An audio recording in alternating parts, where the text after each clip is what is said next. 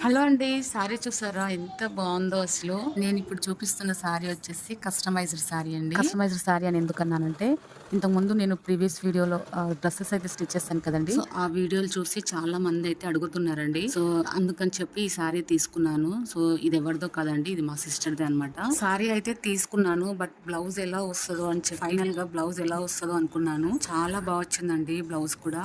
చూడండి సారీకయితే ఫాల్ కూడా వేశాను. సో, బ్లౌజ్ కూడా చాలా బా వచ్చిందండి. అంటే పఫ్ హ్యాండ్స్ ఇచ్చాననమాట.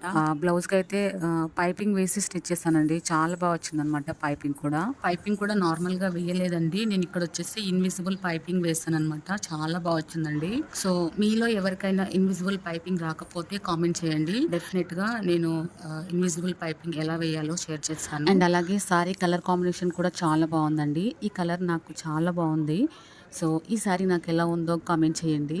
సారీ చూసారా అసలు ఎంత బావుందో? నాకు భలే నచ్చిందండి ఈ సారీ.